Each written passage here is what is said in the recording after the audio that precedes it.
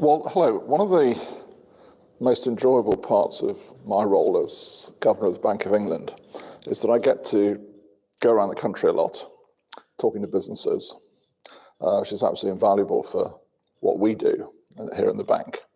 But when I do go around the country, one of the things that I try to do always when I go around is to visit a school as part of my days out around the country. And I was at a school recently in a city, and I did a session, as I usually do, with sixth form students, A-level economics, business studies students usually. And one of them asked me a really great question, and he clearly prepared very hard for it because it was carefully written down on a card. He read it out to me. It was along the lines of, is there a future for capitalism? It's a very serious question. And I had a go at answering. I don't know how good my answer really was. But afterwards, the school principal said to me, very enthusiastically, said to me, it's really great that you got that question and you answered it, because he's the first student from our school that's been given an offer from Cambridge. I think it was probably also from Oxford too, but anyway. And we're so proud and pleased. And it wasn't Queen's, by the way, but that doesn't matter actually in this context. And I said it's really important because it's so important that people, students at schools, all schools around the country, have that opportunity. And I feel that way because, quite a long time ago now, I came from a school in Leicester. It was a school that actually had sent a number of people to Queen's before I went there. But I had that opportunity, and that opportunity for me was absolutely formative. And the benefits that I got, I think, in terms of the intellectual challenge, the opportunity to get to know people, to be taught by top academics, and of course to have what Cambridge gives, which is that contact with top academics, which in all my experience, almost, apart from the other place, almost no other university in the world gives that level of contact. That quality of contact was a huge part of the benefit that I got, and has really counted for a lot in terms, I think, of what I've done since, and how I go about thinking through the huge analytical and policy challenges that we have and that we face. And I owe a lot to Queen's and to that system. But it's not easy to maintain that system. It's really not. It's not cheap to maintain that system. It's under a lot of strain because the cost of maintaining the system, the whole infrastructure, the fabric is high and is increasing and has become more challenging, because it also puts a lot of demands upon the fellowship. And I think what Queen's has done, and what Mohamed and his colleagues in the fellowship have done, particularly over the recent years of the strain of COVID, is tremendous. I've followed it very closely. We talk quite a lot. I try to support the college, particularly as an honorary fellow, try to support the college in what they're doing. And it has been very impressive, and it's maintained that fabric and that community and that quality of education. But it needs our support going forwards. Certainly for me, it's something that I regard as very important because it's an investment in the future. It's an investment in a unique, I think, in the world educational system. But it's one, going back to the story I told at the beginning, that is going to survive and prosper because it is successfully reaching out right across the community. And that's so important.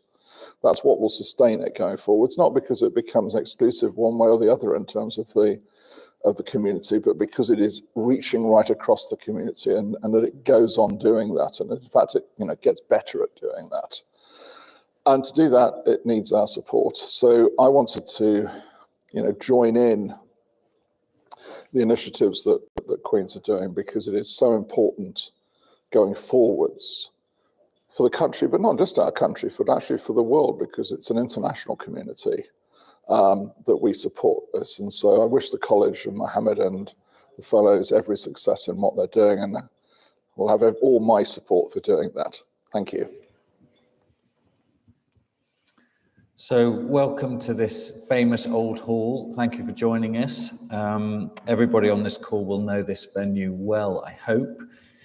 The inaugural presidential address is a fantastic opportunity for alumni to glance into the college, to have a window into the college, to see our aspirations and challenges in the 2020s. This concept came out of discussions actually with the Alumni Advisory Group, which we set up over a year ago. There will be time for some questions at the end, so please do continue to email them to communications@queens.cam.ac.uk.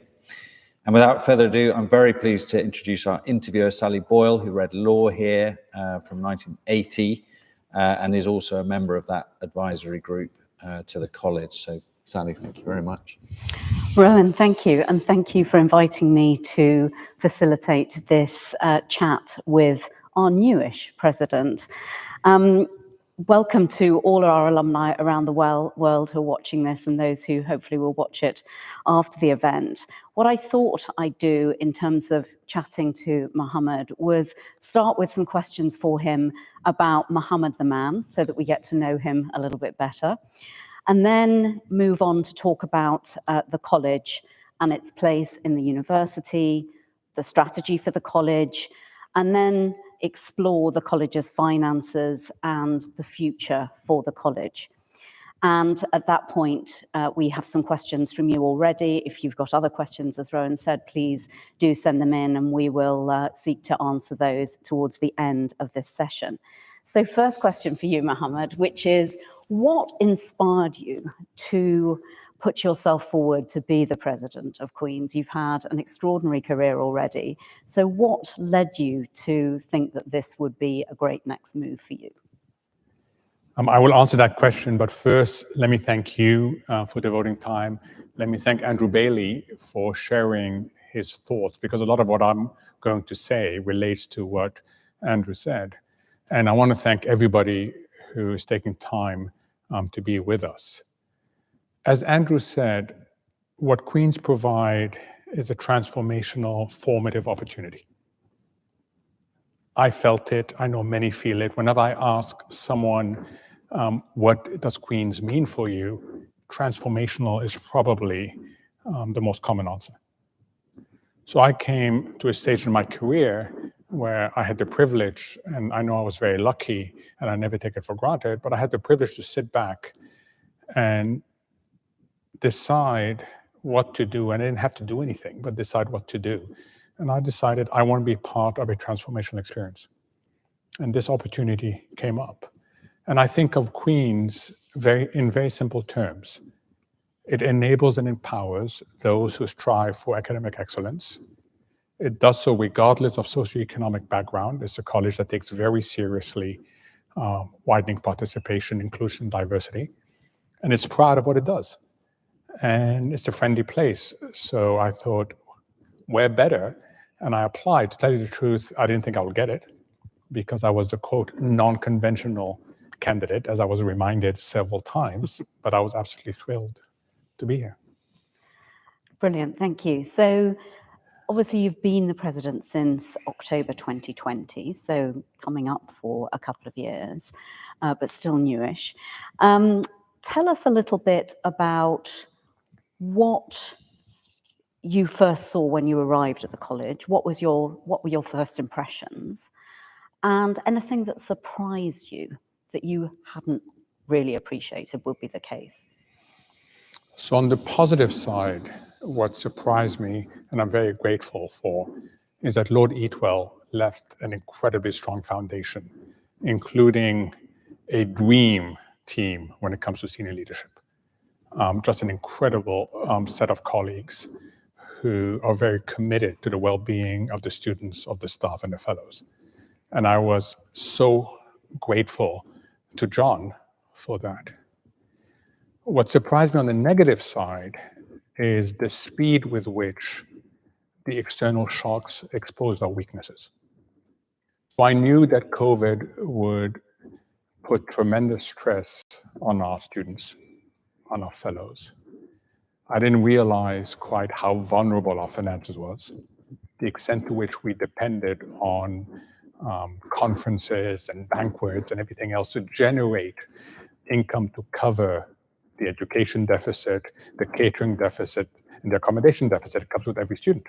I didn't quite realize how vulnerable our business model is.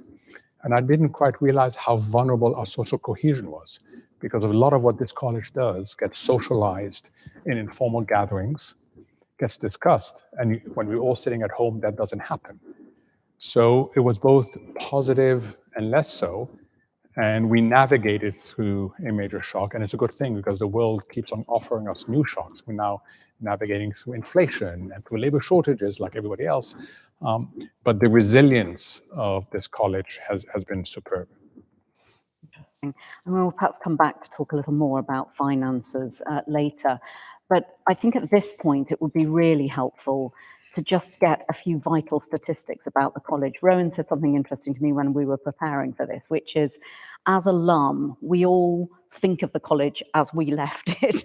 And in my case, that was a long time ago, and in many other cases. So I think it would be really good if you could just give the alum some context about where Queen stands now in terms of size versus other colleges, how it's, composed in terms of undergraduates, graduates, a sense of the college's endowment and how that compares with other colleges, and its sort of academic standing and research. Because as I say, I know, having talked to Rowan, that it's in a different place than it was, when I was here between 80 and 83. Yeah, and I was here during 77 to 80, and it really is in a very different place since then. Okay, so statistics. What surprises people the most? We're the third largest in Cambridge in terms of students. Which, really surprises me. I was amazed when Rowan told me that. We're half-half in terms of undergraduate and postgraduate. A lot of people think we're mostly undergraduate. We're half-half. Let's not talk about the endowment because that's less good. We have a low endowment per student. We came top in many things and are doing really well. For example, in terms of external validation, because I think that's really important. While applications to Cambridge as a whole this year were down 1%, we were up 5%. We've been able to continue to play offense as well as defense. So we've hired a number of new fellows. We have done a number of interesting multidisciplinary approaches. We continue to be a leader on health and welfare and wellness of our students. We were the first college to have that in-house, and that has served us incredibly well, especially during COVID, and now, given how stressed our students are. And understandably, you have students in their third year that haven't taken exams, ever. Yeah. Now they face exams. Someone said to me, I can practice for exams. I never thought I could have to practice for stress. You have first-year students who never took A-levels and are now sitting their exams. And as someone put it, the imposter syndrome of being fueled by the notion that they're sitting exams for the first time in a number of years. First college to have an interfaith center. And then our most recent development is going to surprise many people because 18 months ago, they didn't exist. But thanks to Rowan and his team, and thanks to the energy of this college, we've managed to go from 0 to 22 scholarships for postgraduate students. We call them the Alexander Crummell Scholars. Alexander Crummell was the first Black American to come to Cambridge, and he was at Queen's. And the first 3 that came up are absolutely brilliant. And they've acted as ambassadors that have allowed both the supply and the demand of these scholarships go up. So, there's a lot that has changed, but the underlying characteristic of this college as being friendly, inclusive, and aiming for academic excellence remains constant. Thank you. So let's talk a little bit about your strategy as we go forward. I've heard you talk about it a little bit on a couple of calls. Your sort of 4 pillars in terms of the strategy for the college. Perhaps you could just talk through that a little bit for everybody's benefit. And I should explain, and I should have in the beginning, when your committee came up with the idea of let's have an event and let's have an annual address on the state of the college. The image was stand behind a podium, read out a speech. And I thought that's about the last thing our community will want. Because two things happen when you do it that way. It becomes formal, and I just tell you what I want to tell you. It may not be what you want to hear. And the second thing is I don't learn anything because I know what I'm going to say. Whereas here, I have no idea what questions you're going to ask, and I learned quite a bit from that. So we decided to go with this fireside chat approach, and I'm glad we did. Look, when you try to solve for the simple equation of what enables and empowers our students, our fellow and staff to do even better what they do well already. That's a very simple. You come down to 5 things.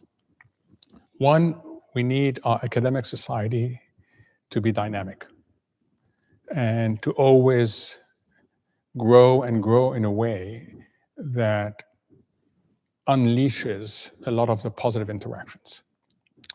2, we need financial resilience. Yes, we will trip up. Things will happen to us, inflation, COVID, but it's the ability to bounce right back up and go playing from defense to offense. 3, we need the infrastructure, physical and technological. 4, we need an effort that continues to focus on enabling people, regardless of the socioeconomic background, and supporting them when they come through Cambridge. This is a meritocracy. We will never admit someone who doesn't meet our standards, but we want to make sure we create as much of a level playing field for people to compete. And finally, we need a governance system that is representative and that is agile, given the sorts of unusual occurrences that we're dealing with in our world. So when you solve for what makes us even better, we need to progress on all 5 and do it simultaneously. The way we decided to do that is create a structure. So these are our 5 pillars. And we have working groups that continuously interact and provide feedback. And then we pursue things under those 5 pillars. And, it's been a good structure, and it's allowed us to focus on what's important, but without getting into a massive strategic exercise, bring in consultant. We haven't done all that. We've done a relatively simple structure and one that is serving us as we go forward. And these working groups, Mohamed, who's on those? Is that a combination of the governing body, students, postgrads? So they are fellows. Okay. I am not on them. Okay. Okay, so that I don't hijack the narrative. They are fellows who interact. So they've had open meetings where other fellows are invited. They consult with students. I must say, we're not reinventing the wheel. A lot of this was done under Lord Eatwell's leadership. And we just continuing to build on the foundation on that and creating structure so that we continue to focus on what's important. When you are in a college with intense 8-week terms, as most of us experienced, it is so easy to let the urgent crowd out the important. Yeah. And what we do is we just use structure to remind us there are things that are important and that there are common themes through these very hectic 8-week terms. Okay. So Andrew obviously referenced accessibility to the college, and you've referenced it a little bit, and it's something I'm passionate about. Obviously at Goldman Sachs, in my role as HR director, we spent a huge amount of time around diversity, inclusion, social mobility. And my sense is that the college's composition does look very different to what it was when we were both here.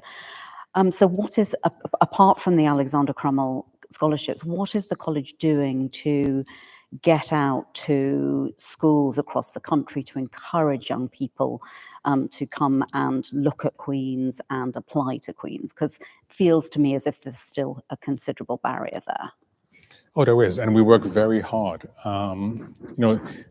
We are doing better, but we need to do even better, a lot better.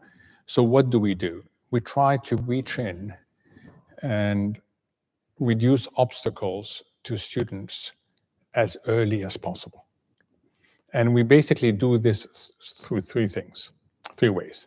One, we bring them and their teachers to Queen's. Okay. So we will host schools coming.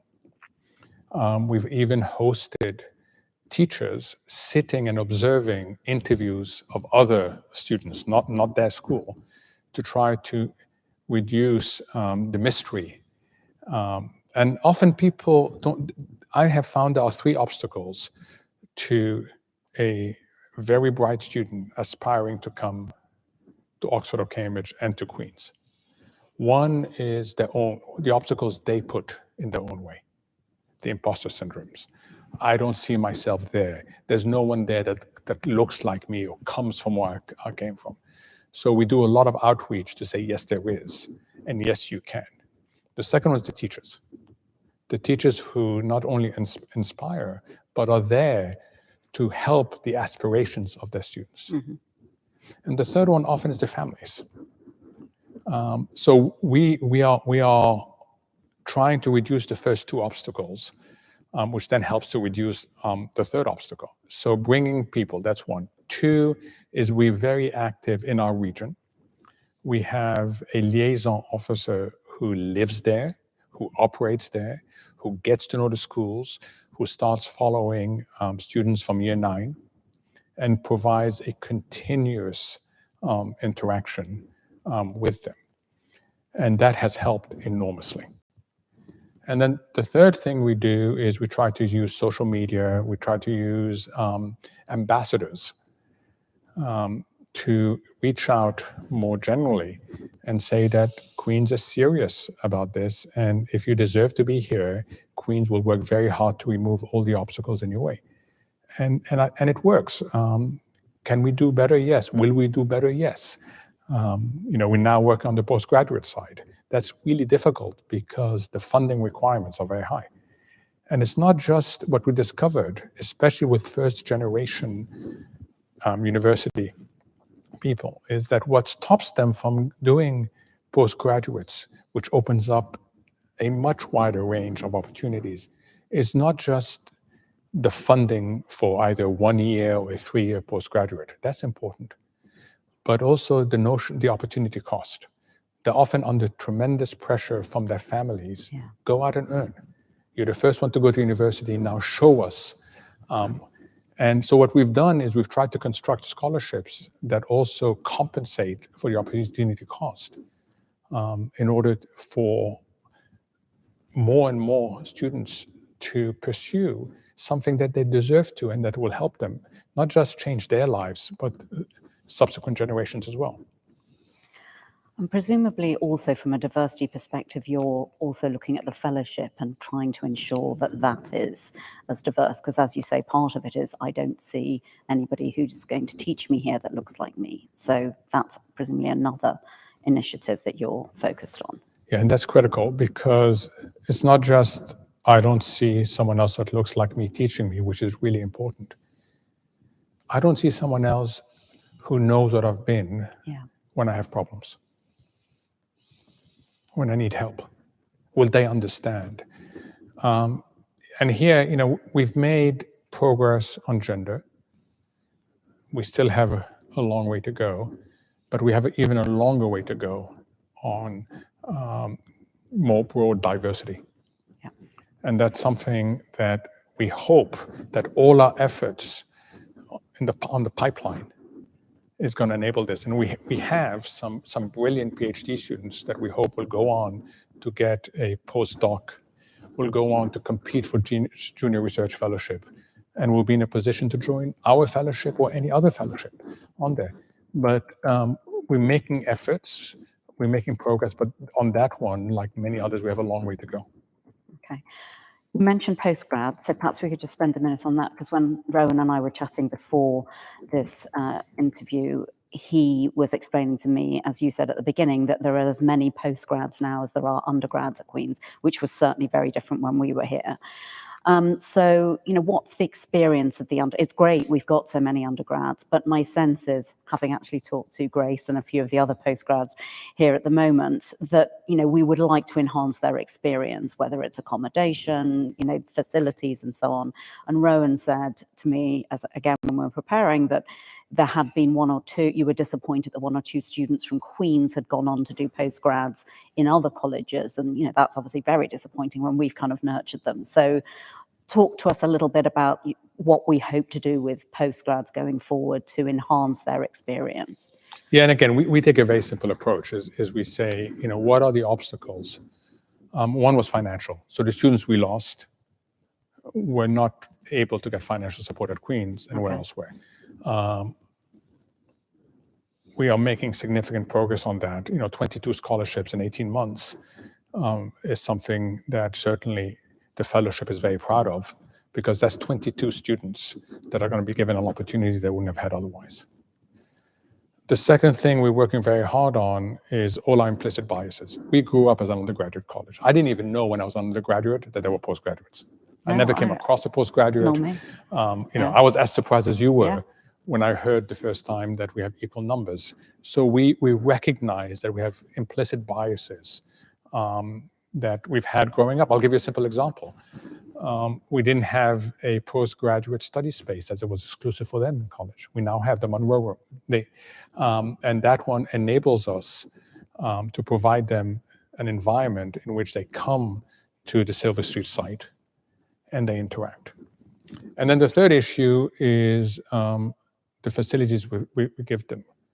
Now, we've made a lot of progress in getting houses so that we can help those who come with families. Right. And now we have launched a major exercise to revamp Alston-Croft site. Many of you, if you were like me, will not even know what Alston-Croft was, right? But it turns out that we have this wonderful site, which is about a 10-minute walk from Queen's, that really we haven't paid enough attention to, that we have thought of as a hall of residence. But everybody knows that a dynamic academic community needs more than a hall of residence. So we've embarked, with the help of donors and with a really good working group internally, into completely revamping the Alston-Croft site from being a hall of residence to being a dynamic academic community. And we've increased also the number of undergraduates that are there, so to allow for more interactions. Design is done. We're going through the planning approvals. We have raised about half the funding we need for that. So we will now pay a lot, attention on completing the funding. We will not, and I want to stress, not repeat the mistake that Queen's is known for in its history, which is on embarking on these large projects and letting our plans get ahead of our ability to fund them. So that we will not make, we will stage it to make sure that we build as we have funding available. And we're excited because once we get this done, and I hope we will get it done, and I'm sure with the sorts of support we get from our alums and donors, we will then turn our attention to the Silver Street site. And there's lots of things we can do. When you come in through to Porter's Lodge, what's the first thing that hits you? The bike shed. Yeah. Right now, we need a bike shed. The bike shed is really, really important, but it can be just around the corner, and we can use that area for many other things. So we have a lot of exciting ideas also about the main site. Yeah.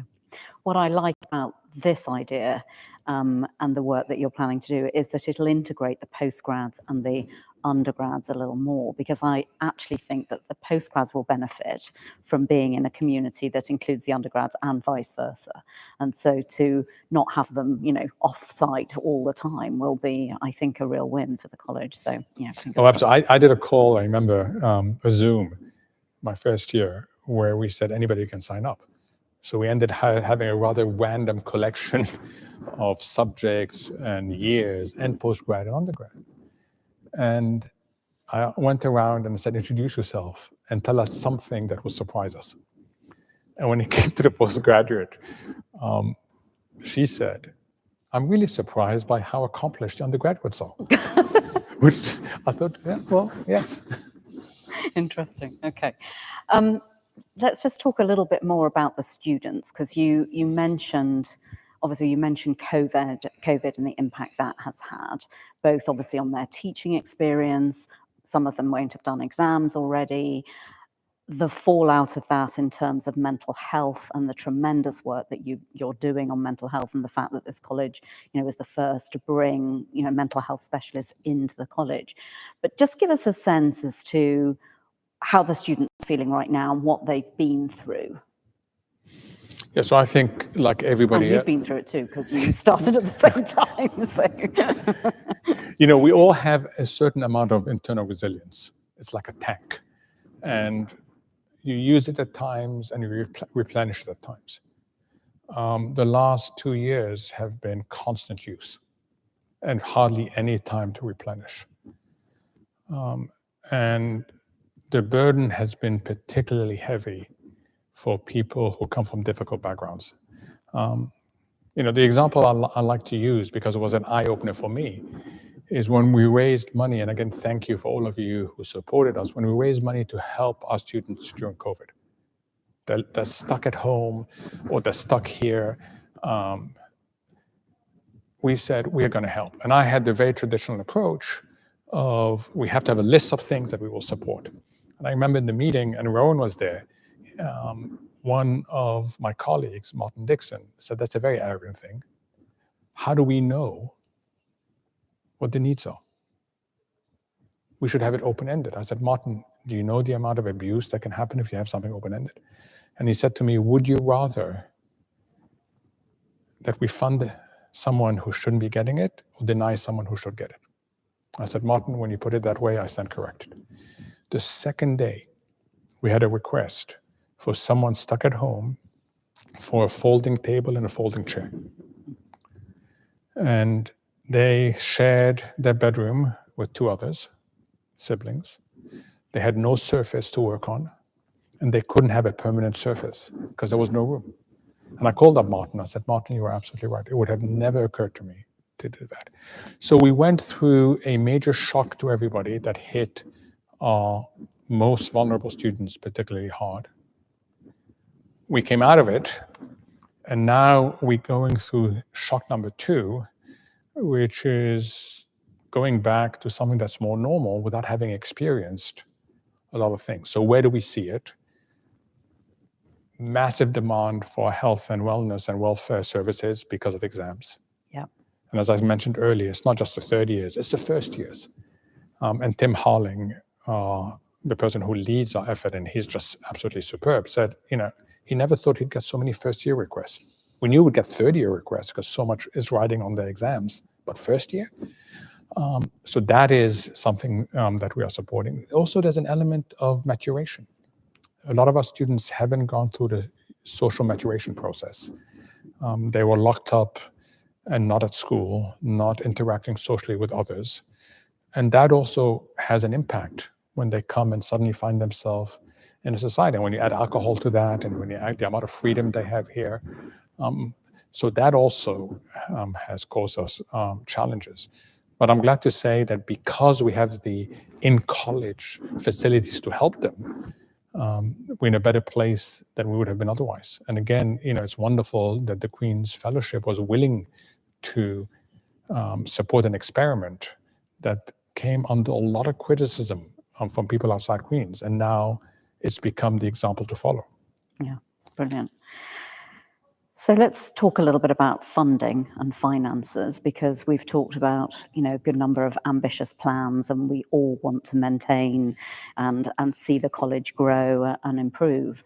So just explain to the alumni, first of all, just how is the college funded? Because I have to say, when you're a student here, you don't necessarily understand that.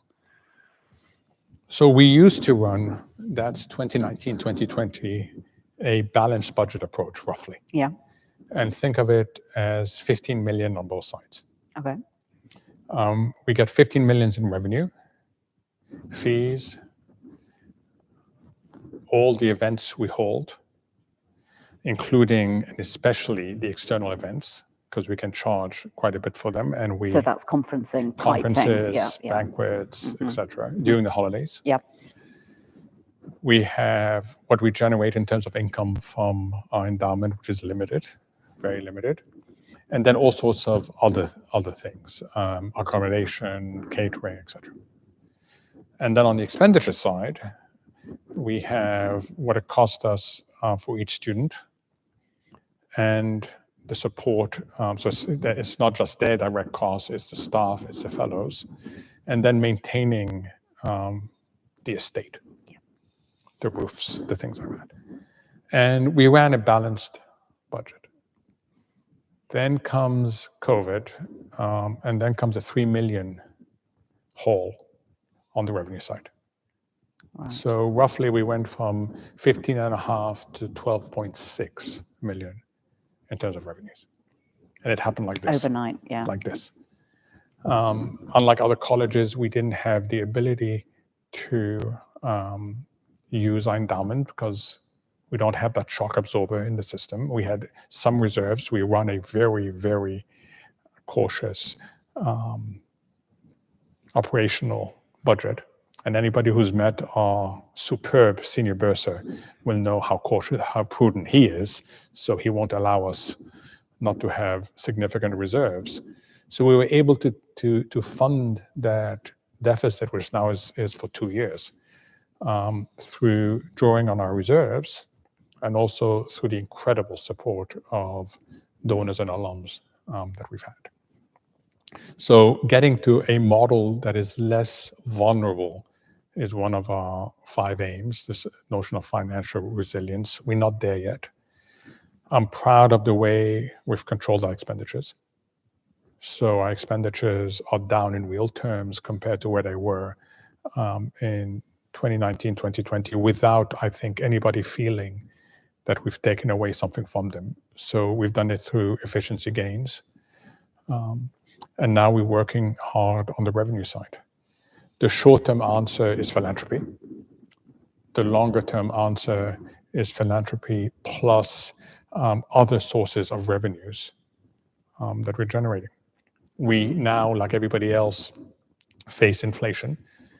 And as people are discovering, and I've already had a meeting with our senior bursar, business models that haven't seen inflation for 40 years are not good at dealing with inflation. No. Right? So almost everything we have on the expenditure side will be impacted by inflation in a negative way, and very little we have on the revenue side will be impacted inflation in a positive way. So we've agreed that we will operate with a simple principle, which is we will try to pass on some of the inflationary hit we had, but we will protect the most vulnerable segments of our population. Yeah. And we're absolutely committed to do that. And do you think is the conference work coming back? It's coming back, but at a lower level. So what's coming back are schools that hold events here. Right. What's not coming back in any size as yet are residential corporate events. They haven't come back yet. Okay. Some weddings have come back, some lunches and dinners have come back. But again, relative to where we are, we're running at about 1/3 of the revenue. Mm-hmm. And even though, it seems normal, but it's actually not yet. You mentioned the estate, which obviously we all know and love because we, spent 3 years here, most of us. Obviously, it needs to be maintained. But I suppose actually, as I was walking through the college this morning, I was thinking about sustainability and, how to make this more environmentally sustainable, which I imagine is quite a challenge in a Cambridge college because insulation, things like this are not things, look at this hall, it's beautiful, but I'm sure it's not at all insulated. So how is there some effort to think about, the environment and sustainability within the college? There's a massive effort. Right. And Andy Bainbridge, our domestic bursar, superb domestic bursar, is really committed to this. And we've been working very hard, and we've had actually the help of other people. And there's two challenges. One is what you can do with old buildings. Mm-hmm. And that's what you can do from an engineering perspective. And the other one is the historical society, what you're allowed to do. And often you can find an engineering solution that doesn't pass the historical society's test. So it is complex. Where we have degrees of freedom, so Alston Croft, for example, the environmental and sustainability issues have been number one. And there's a lot in our efforts that are transforming that site that is going to be done to make it one of the most sustainable. And that includes not only the buildings, but how we deal with the environment around us. We have to lift the ground because of the river. We have to respect that we are right adjacent to a nature preserve, which we feel very strongly about. So we don't want to be, an eyesore on this. So a lot of effort has gone in. So with the newer buildings that are not protected in some way, because it's easier. So it is an ongoing effort. We live it, because I can tell you during winter, you really don't want to be in the lounge. No. So if you're in the long gallery and it's a windy day, you'll ask yourself, does it actually have windows? Because the wind is blowing right through on there, and we don't even try to heat it. We just wear extra sweaters, because there's no way you can heat the long gallery. You can't do it. No. Okay, I'm conscious of time because we do need to leave some time for questions, but I've just got a couple more questions for you. The first one actually is really about the college's place within the university, and actually the university more broadly. Clearly, as Andrew said, it is still one of the leading, academic institutions in the world. But I suppose I'd be interested to have a sense as to how competitive it is now. Are we still, as Cambridge University, at the top of, most, people's list for both undergraduate and academic research? Or are we finding, as the world gets smaller in many ways, that we're competing with the US universities? And how does the university think about that? Because obviously I'm sure you have discussions in the university as well as within the colleges about just maintaining the reputation of this institution, going forward.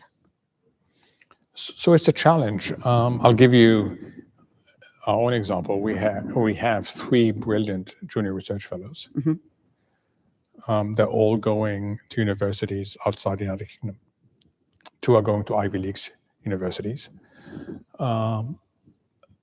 There is tremendous competition with financially stronger institutions, especially in the United States. And you'll hear this from most higher education institutions in the United Kingdom, that we lose a lot of people to the States because universities there are paying often 2 to 3 times what Cambridge and other UK universities are able to pay. So on the faculty side, on the academic side, it's a real struggle. It's a real struggle. We're still able to attract people because Cambridge is special and Queen's is special. The new dean of the Judge Business School came from Wharton, one of the top business schools in the US, and decided to be a fellow at Queen's. So obviously there's still something there, but in general, when it comes to the academics, the competition from the US is really strong. Students, it's other stuff. Our applications from the EU are down. Yes. Because of Brexit. Yeah. Right, and not because now they pay. It costs a lot more. Absolutely. But in general, if you adjust for these things, we're still able to compete and get very, very bright students. But it's at the faculty level where it's a real challenge. So my final question is, what can we all, as alum, do to help? First, I want to thank you for your help. I want to thank for the interest, support, and guidance of a lot of you on the call. You can help us in 3 ways. One is by telling us what we're doing wrong. You're outside, you can look in, you can question things that seem strange. Now, you did it, you experienced it while you're here, it seems strange. And you bring to us best practices you see elsewhere. And I think that's really, really important. And you shouldn't hesitate to let us know. When you see something that we're not doing, that we should be doing, tell us. And when you see something we're doing that we shouldn't be doing, also tell us. Rowan will tell you, we had a governing body meeting yesterday, and we decided to change a long-standing practice that wasn't performing its function. And it was pointed out to me by someone. And I said, yes, let's absolutely do it. The second way you can help us is please be our ambassadors. Let people know that Queen's is an inclusive, friendly, increasingly diverse place where people who strive for excellence will get empowered and enabled. And encourage people, especially students who may be questioning whether Queen's is the right place, to come and have a look, and talk to people. And then finally, on the financial support side, and I must thank you because we just had our giving day. Yes. And Rowan is way too modest. So we went into the giving day thinking if we can get 200 people to give, in Cambridge College terms, that would be a tremendous achievement. And then if we can raise something between 100,000 to 200,000, that again, in Cambridge terms, would be a tremendous achievement. We ended up with not 200, but 700 donors. It's fantastic. And thank you for that. We ended up not with 100 or 200,000 pounds. We ended up with 600,000 pounds. And what I found really interesting is when I went to congratulate Rowan and his team, I went to their offices, I was told that 2 other colleges had reached out to us and were coming in to talk to us as to how we did our giving day. So thank you for your support. And we really are grateful for it. And whatever support that people are able to provide, we have an obligation to you, which we take very seriously, of making sure that your generosity is used in an efficient, impactful way. Okay. Thank you, Sally. Yes, I've just got a couple of questions that have come in, if I may, Sure. for you, really, Master. One from John Zarnecki. An academic community like ours depends on a diversity of academic interests.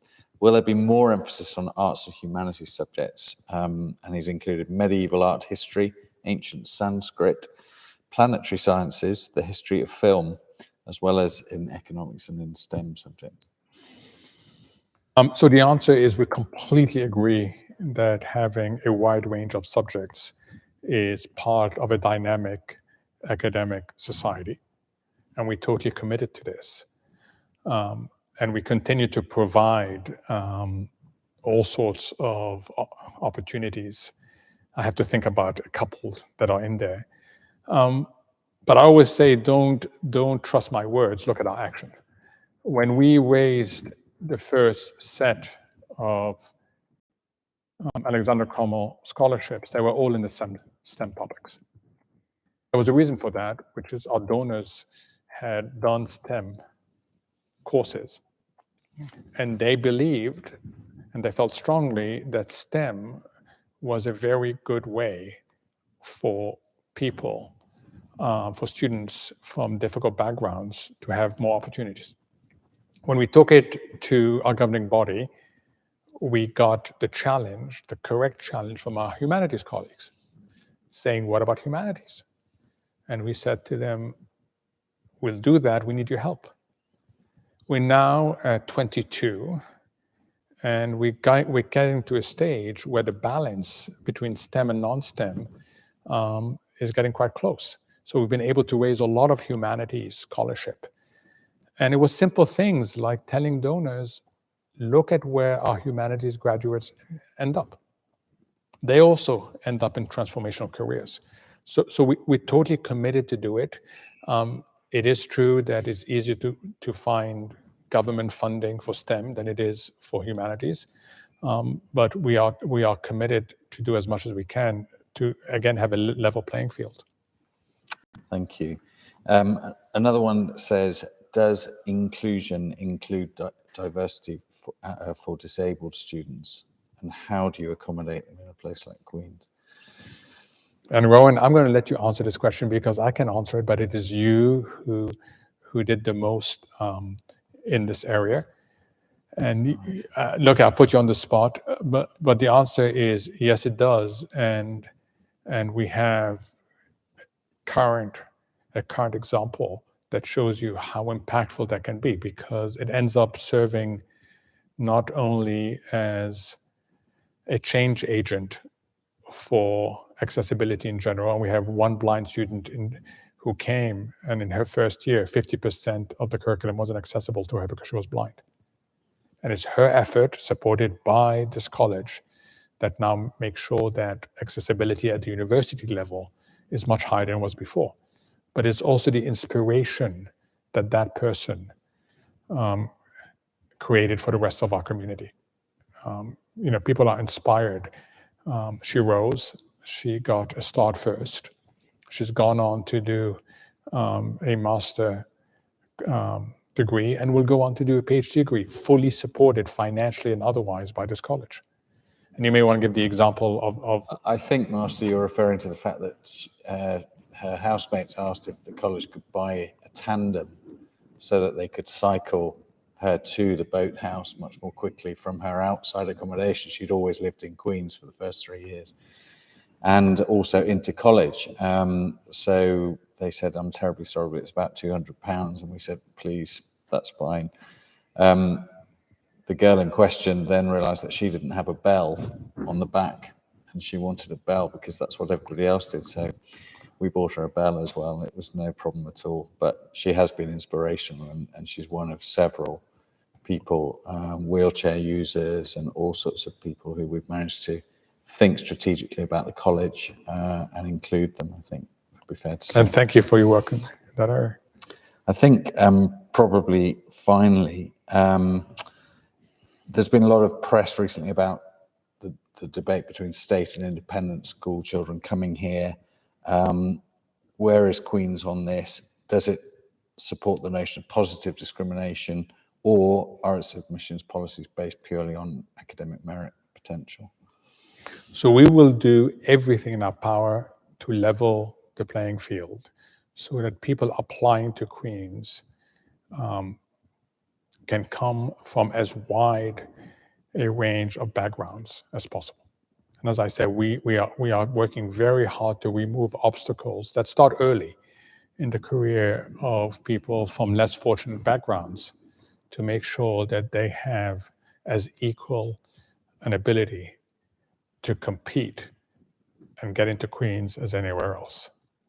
We do not have quotas, and this is important. So if you look at our state to independent school, that ratio varies. We are above the university target consistently, but it can vary in 1 year by 10 percentage points. And that's because we don't have a quota. We enable the brightest students, and we then take them on merit. The more we do in leveling the playing field, the better our community is. And our numbers show that in two ways. One is we are above the university target, but it's a number that varies a lot. And that's because from year to year, it's going to be different. Yeah. And we will continue that approach because it is fair, but it's also very enabling. So thank you. And we'll draw to a close. And in doing so, let me thank everybody on the call for joining us. Please feed back to us about this initiative and all our other work. Sally, thank you to you. It's fantastic to have you come in and dominate proceedings, which is quite right. Master, thank you for your time. all the fellows and the students. We're very proud to have you here. And we are transforming Queen's as we go at a rapid rate, in my view. Thank you to all the team who's put this together. Thank you to Dr. Andrew Bailey, our Honorary Fellow, who gave such a wonderful message. And we will close there. Thank you very much. Thank you. Thank you. Thank you.